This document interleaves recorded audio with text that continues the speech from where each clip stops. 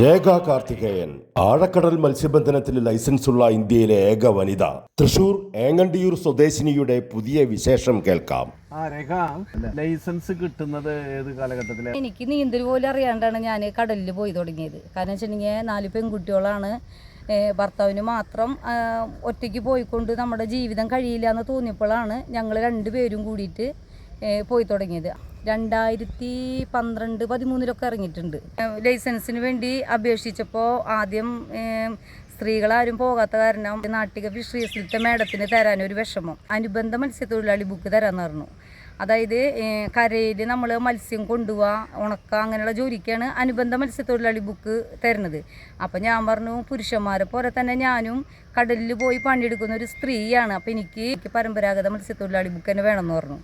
അപ്പോൾ ആൾ തന്നില്ല. കടലിൽ വെച്ചിട്ട് നമ്മളെ ഫോട്ടോ ഒക്കെ ഞങ്ങൾ വല ഇടുന്നതും വഞ്ചിയിൽ വരുന്നതും ഞാൻ എഞ്ചിൻ ഓടിച്ച് വരുന്നതൊക്കെ കണ്ടിട്ട് CMFRA എന്ന് വന്നിട്ട് ഒരു ഫോട്ടോ എടുത്ത് പോയി.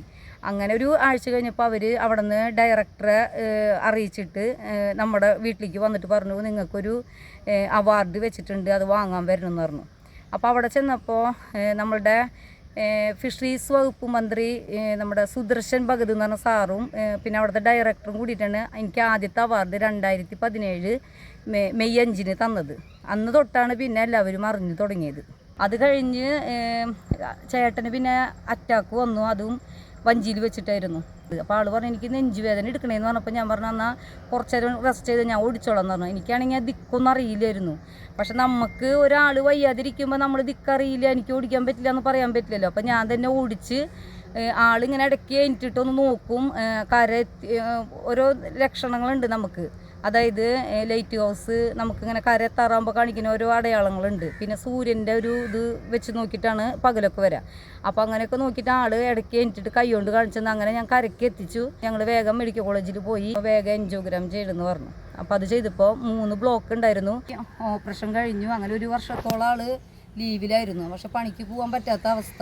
അപ്പോഴും കടലിൽ നിന്ന് ഇത്തള് വാരിയിട്ടാണ് ഞങ്ങൾ ജീവിച്ചിരുന്നത്. ഞാൻ ഇത്തളെടുക്കും, പിള്ളേർ കൊളന്നിടും, അങ്ങനെയാണ് ജീവിച്ചിരുന്നത്. കുറച്ച് നാൾ കഴിഞ്ഞപ്പോൾ വഞ്ചി കടൽക്ഷോഭത്തിൽ വഞ്ചി മുങ്ങിപ്പോയി. ഇൻഷുറൻസ് ഉണ്ടായിരുന്നില്ലേ? ഇൻഷുറൻസ് അടച്ചിട്ടുണ്ടായിരുന്നില്ല. അതാണ് പ്രശ്നം. സമയം 2023-24 വഞ്ചി മുങ്ങിയിട്ടുള്ളത്. അവിടെ ഇവിടെയൊക്കെ നമ്മൾ അപേക്ഷകളൊക്കെ വെച്ചു, അതൊന്നും കിട്ടിയില്ല. പിന്നെ അങ്ങനെയാണ് RK രവിചേട്ടനെയും ഒക്കെ കണ്ടത്. RK രവിചേട്ടനും TG രവിസാറൊക്കെ കൂടിയിട്ട് ടെക്കോസ എന്ന് പറഞ്ഞൊരു തൃശ്ശൂർ ഗവൺമെൻറ് എഞ്ചിനീയർ കോളേജിലെ പൂർവ്വ വിദ്യാർത്ഥി സംഘടനയാണ് ഞങ്ങൾക്ക് വഞ്ചിയും എഞ്ചിനൊക്കെ വാങ്ങാനുള്ള എല്ലാ സഹായങ്ങളും ചെയ്തു തന്നത്.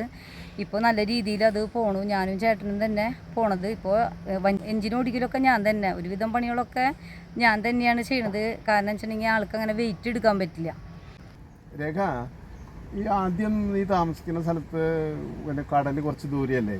ഒരു 1.5-2 കിലോമീറ്ററോളം ഉണ്ടായിരുന്നു ദൂരം. കാരണം വെച്ചിട്ടുണ്ടെങ്കിൽ അവിടെ ഒരു റോഡ് ഉണ്ടായിരുന്നു. പിന്നെയാണ് അത് പോയതിന് ശേഷം വേറെ റോഡ് വന്നത്. ഓഗി വന്നതിന് ശേഷം അവിടെ താമസിച്ചിരുന്ന എല്ലാ വീടുകളും പോയി. കാരണം വെച്ചിട്ടുണ്ടെങ്കിൽ അതുപോലെ വെള്ളം വരില്ലായിരുന്നു. കടൽ കയറി. ഇപ്പം നമ്മുടെ വീട്ടിലൊക്കെ വെള്ളം കയറി. പക്ഷെ അവരൊക്കെ പോയി വാടകയ്ക്കൊക്കെ താമസിക്കലൊക്കെ ആയി. പക്ഷെ നമുക്ക് 1 മാസം മാത്രം വാടക കൊടുത്താൽ പോരല്ലോ, ഇന്നും കൊടുക്കണ്ട. അപ്പോൾ നമ്മൾ അവിടെ തന്നെ നിന്നു. അപ്പോൾ പോലീസുകാരും മെമ്പർമാരൊക്കെ വന്നിട്ട് പറഞ്ഞു ഒഴിഞ്ഞു മാറണം എന്നൊക്കെ പറഞ്ഞു. അപ്പോൾ ഞങ്ങൾ പറഞ്ഞു ഞങ്ങൾ മാറണില്ല എന്ന് പറഞ്ഞു. പിന്നെ ഇപ്പോഴും കടൽക്ഷോഭം ഉണ്ട്. ഇപ്പോൾ കഴിഞ്ഞ ആഴ്ചയിൽ വെള്ളം കയറിയിരുന്നു. ഇപ്പോൾ ഇടയ്ക്കിടയ്ക്ക് ന്യൂനമർദ്ദം വരുമ്പോൾ നമ്മളുടെ മുറ്റത്തും എറാത്തിക്കൊക്കെ വെള്ളം കയറാറുണ്ട്. കടൽക്ഷോഭം വരുമ്പോൾ നമ്മുടെ വീടിൻ്റെ ഉള്ളിലേക്കൊക്കെ വെള്ളം കയറലും നമുക്ക് താമസിക്കാൻ പറ്റാത്ത അവസ്ഥയാണ്. കാരണം വെച്ചിട്ടുണ്ടെങ്കിൽ എല്ലാ സാധനങ്ങളും നശിക്കുകയാണ്. വീട് ചോർച്ചയുണ്ട്. മക്കൾക്കായാലും ഭർത്താവിനായാലും എനിക്കായാലും ഒന്നും ആർക്കും സുരക്ഷിതമായിട്ട് നിൽക്കാൻ പോലും പറ്റാത്ത സാഹചര്യമായി മാറാണ് ഇപ്പോൾ. ഓരോ പ്രാവശ്യവും കടൽക്ഷോഭം വരുമ്പോൾ നമുക്ക് ഭീതിയാണ്, ഇനി എന്തുണ്ടാവും എന്നുള്ളൊരു പേടിയിലാണ് ഇപ്പോഴും.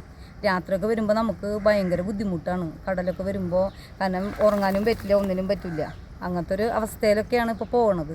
രേഖ, ഇപ്പോൾ ഈ വീടിൻ്റെ അവസ്ഥ ഇങ്ങനെ കുട്ടികളെയും വെച്ച് ഈ എപ്പോഴാണ് വെള്ളം കയറുക അല്ലെങ്കിൽ ഇടിഞ്ഞു വീഴുക എന്നൊക്കെ വെച്ചിട്ട്, അപ്പോൾ എന്താ ഇനിയിപ്പോൾ എന്താണ് ചെയ്യാൻ ഉദ്ദേശിക്കുന്നത്? എന്താ ചെയ്യേണ്ടത് ഇപ്പോൾ? ചെയ്യേണ്ടതെന്ന് പറഞ്ഞാൽ നമുക്കൊരു 5 സെൻറ്റ് സ്ഥലവും ഒരു വീട്, ചെറിയൊരു വീടും അത്രമാത്രം നമ്മൾ ആശിക്കുന്നുള്ളൂ. കാരണം വെച്ചിട്ടുണ്ടെങ്കിൽ നമുക്ക് അകലം വഴിക്ക് പോകാനൊന്നും പറ്റില്ല. കാരണം വെച്ചിട്ടുണ്ടെങ്കിൽ നമ്മളുടെ പണിയായുധങ്ങളൊക്കെ ഇവിടെയാണ്, വഞ്ചി കെട്ടാനും സൗകര്യം ഇവിടെയാണ്. രേഖയ്ക്ക് ഇപ്പോൾ ആവശ്യം ഒരു സുരക്ഷിതവും സൗകര്യപ്രദവുമായ ഒരു വീട് അധികം ദൂരത്തല്ലാതെ ഉണ്ടാക്കലാണ്.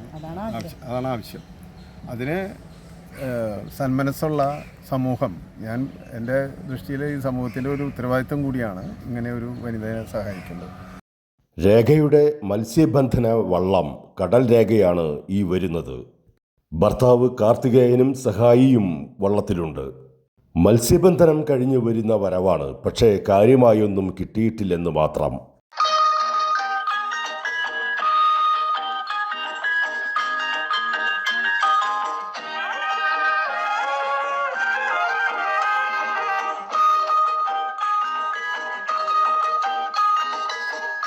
വള്ളത്തിലെ മത്സ്യബന്ധന വലയിൽ അങ്ങിങ്ങായി കുടുങ്ങിയ മത്സ്യങ്ങളെ പെറുക്കിയെടുക്കുകയാണ് രേഖയും കാർത്തികേയനും.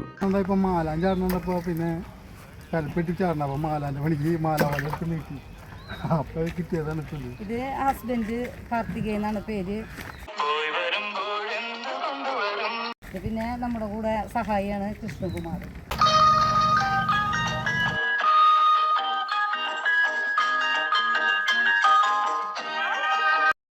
പുകയിലും പിന്നെ ന്യൂനമർദ്ദമൊക്കെ വരുമ്പോൾ വെള്ളം കയറിയിട്ട് വരുന്ന മണ്ണോളാണ് ഇതൊക്കെ. ന്യൂനമർദ്ദം വന്നു കഴിഞ്ഞാൽ ഈ കാലവർഷത്തിലായാലും നമുക്കിവിടെ മണ്ണ് വരും.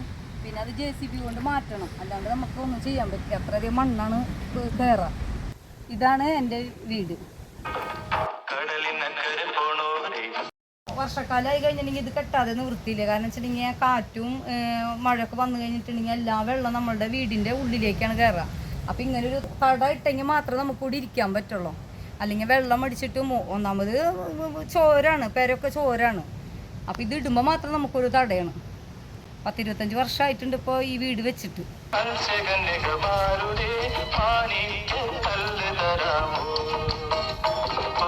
ഇടയ്ക്കിടയ്ക്ക് ഈ കടൽക്ഷോഭം വരുന്ന കാരണം ഇവിടേക്ക് വെള്ളം കയറുമ്പോൾ നമ്മുടെ ഈ തറയാണ് ഈ കാണുന്നത്. ഇതൊക്കെ ഇങ്ങനെ ദ്രവിച്ച് ആകെ ഇല്ലാതായി വരണം. ഇവിടെ വെള്ളമായിട്ടാണ് ഇപ്പോൾ ഏറ്റവും വിറകെടുക്കുന്നത്. പശുവിൻ്റെ തൊഴുത്താണ്. ഇപ്പോൾ 2-3 പശുവുണ്ട്, പൈക്കുട്ടികളാണ്. കാടായതുകൊണ്ടെന്ന് വെച്ചിട്ടുണ്ടെങ്കിൽ നിറച്ച് പാമ്പും മയിലും പിന്നെ അതുപോലെ തന്നെ മുള്ളംപന്നി, ഇപ്പോൾ പന്നിയും ഇറങ്ങിയിട്ടുണ്ട്. കടൽ തിരകൾ വീട്ടുമുറ്റത്തേക്ക് ഇരമ്പിയാർത്തു വന്ന് ഭീഷണിയാകുന്ന കുടുംബത്തിന് കൈത്താങ്ങാകാം, സഹായഹസ്തമേകാം.